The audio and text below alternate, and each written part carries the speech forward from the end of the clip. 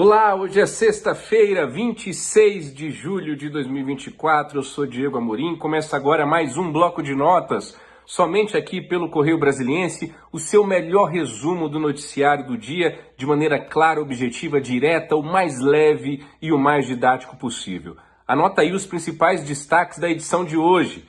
Febre Oropouche, Ministério da Saúde confirma as 2 primeiras mortes em razão dessa doença aqui no Brasil, são as primeiras mortes no mundo. Eleições na Venezuela, oposição a Nicolás Maduro arrasta multidão em uma caravana e Edmundo Gonzalez diz com exclusividade ao Correio Brasiliense que Maduro terá que aceitar a derrota. Eleições no próximo domingo. Já nos Estados Unidos, o casal Barack e Michelle Obama declaram apoio público pela primeira vez à democrata Kamala Harris e dizem que a eleição será histórica e que Kamala será uma presidente fantástica para os americanos. Uma nova pesquisa mostra um novo empate técnico entre a Kamala e o Donald Trump, ex-presidente. Isso e muito mais no seu bloco de notas que começa agora. Vamos juntos iniciar as nossas anotações.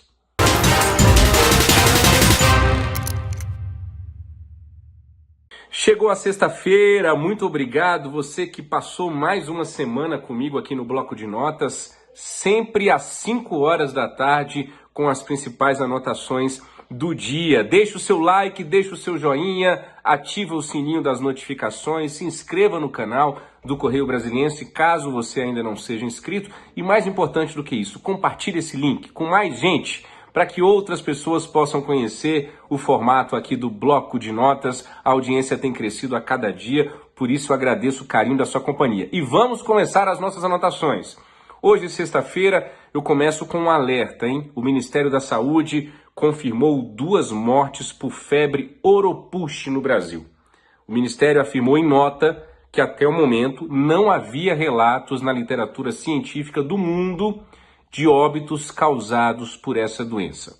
As vítimas, infelizmente, são 2 mulheres que moravam na Bahia e tinham menos de 30 anos, sem comorbidades conhecidas, que apresentaram sintomas semelhantes aos de um quadro de dengue grave.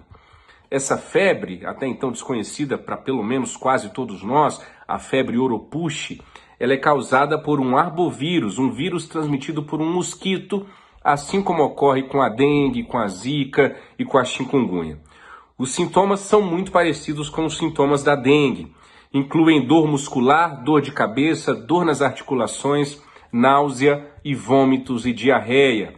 Existem 2 tipos de ciclos de transmissão dessa febre Oropouche. O ciclo silvestre, quando animais como bichos preguiça, por exemplo, macacos e mosquitos, são os hospedeiros desse vírus, e o ciclo urbano, quando os humanos são os principais hospedeiros.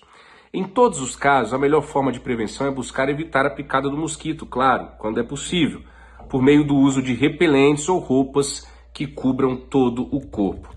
Segundo a Secretaria de Saúde da Bahia, a primeira morte aconteceu ainda em março, dia 27 de março. A vítima era uma mulher de 24 anos que morava no interior, em Valença. O segundo caso foi registrado no dia 10 de maio e a vítima morava também no interior da Bahia, no município chamado Camamu. O Ministério da Saúde ainda está investigando uma 3ª morte em Santa Catarina, que também pode estar associada a essa doença. Já no Maranhão, foi descartada a suspeita que havia em torno de um possível 4º óbito. 6 casos de transmissão vertical, onde essa infecção é passada da mulher grávida para o seu bebê, também estão sendo investigados e as secretarias estaduais de saúde nesses estados, junto com especialistas e a supervisão do Ministério da Saúde, estão analisando se há ligação entre a febre Oropouche e uns casos também investigados de má formação ou abortamento. É uma situação que acende o alerta. São 2 mortes confirmadas até aqui e o governo federal anunciou, por meio do Ministério da Saúde ainda, que está intensificando a vigilância durante a gestação e o acompanhamento dos bebês de mulheres que tiveram suspeita dessa febre Oropouche. O governo está acompanhando as situações nos estados por meio de visitas técnicas, investigações, busca ativa e pesquisas vetoriais, segundo informou o Ministério da Saúde. A gente segue acompanhando esses casos e torcendo para que sejam, infelizmente, essas mortes confirmadas, mas que sejam casos isolados e que essa febre oropúcia aí não se espalhe pelo país. Hoje é sexta-feira, 26 de julho de 2024, você está no Bloco de Notas pelo Correio Brasiliense e a gente vira a página para mudar de assunto.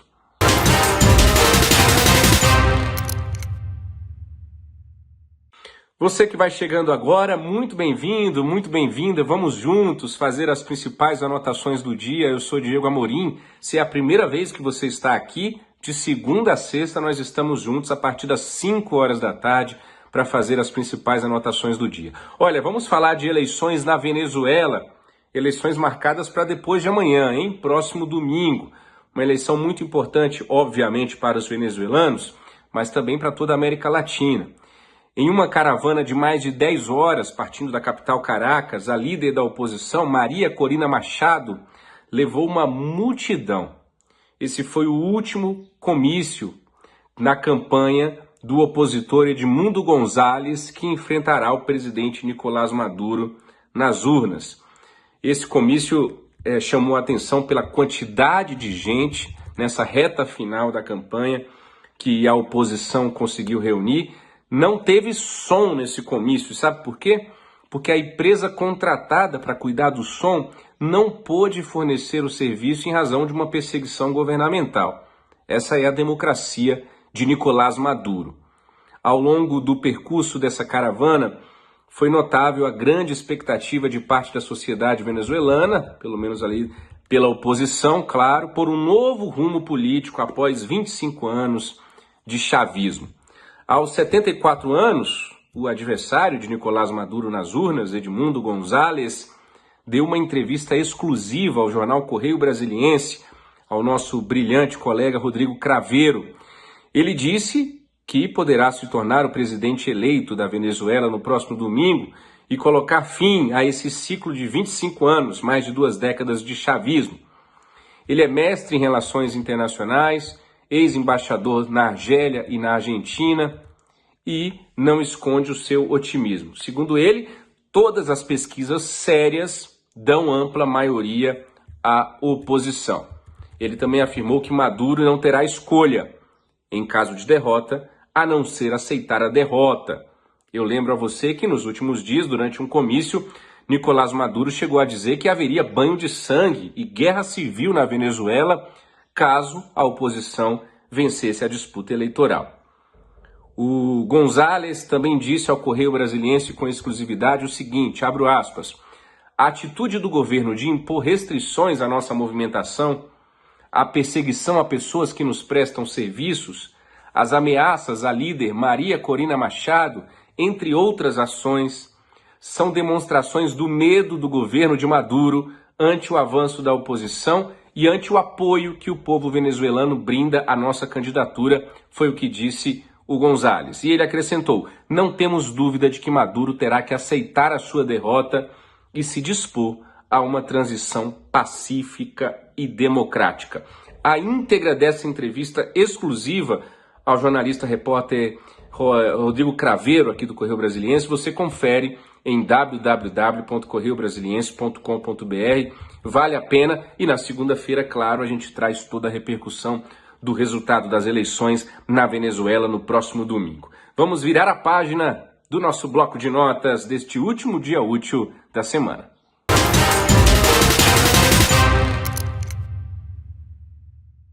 E da Venezuela a gente vai direto para os Estados Unidos, porque chegou a hora da gente fazer as principais anotações sobre as últimas atualizações na corrida presidencial americana, marcada para novembro. Dessa vez o fato novo é o seguinte, anota aí no seu bloco de notas. O ex-presidente dos Estados Unidos, Barack Obama, e a sua esposa, Michelle Obama, declararam apoio público pela primeira vez à candidatura da vice-presidente atual do país, a Kamala Harris, do Partido Democrata. Em um post nas redes sociais, Barack Obama disse o seguinte, no início desta semana, Michelle e eu ligamos para a nossa amiga Kamala Harris Dissemos a ela que achamos que ela seria uma fantástica presidente dos Estados Unidos e que ela tem todo o nosso apoio. Neste momento crítico para o nosso país, faremos tudo o que estiver ao nosso alcance para garantir que ela ganhe em novembro, escreveu Barack Obama. E a Michelle também escreveu nas redes sociais dizendo o seguinte, abro aspas, estou muito orgulhosa da minha garota Kamala. Barack e eu estamos muito entusiasmados por apoiá-la como candidata democrata, devido à sua positividade, sentido de humor e capacidade de levar luz e esperança às pessoas em todo o país. Nós te apoiamos, Kamala Harris, foi o que disse a ex-primeira-dama dos Estados Unidos, Michelle Obama. Segundo a emissora de TV americana, NBC News, o casal Obama tem mantido contato frequente com a Kamala desde que ela deu início a essa campanha depois que o Joe Biden, atual presidente, desistiu de concorrer à reeleição.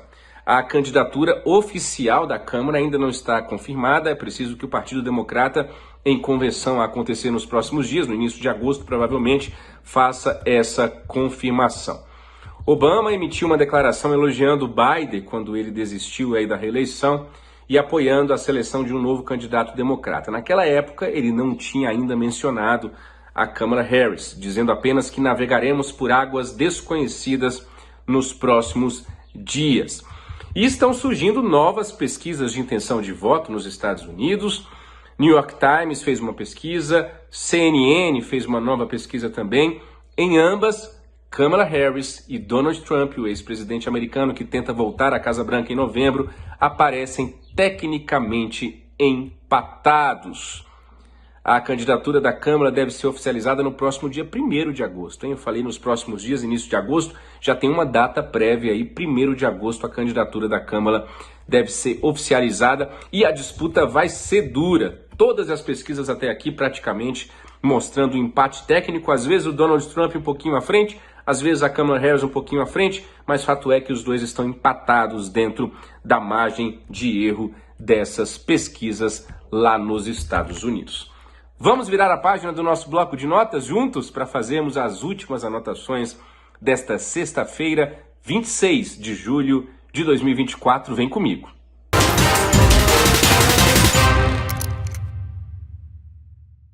Muito bem, seja muito bem-vindo, muito bem-vinda ao bloco de notas. Você que ficou até aqui, que acompanha hoje pela primeira vez esse jornal, eu estou aqui de segunda a sexta-feira, sempre a partir das 5 horas da tarde, Diego Amorim, junto com você fazendo as principais anotações do dia, tá?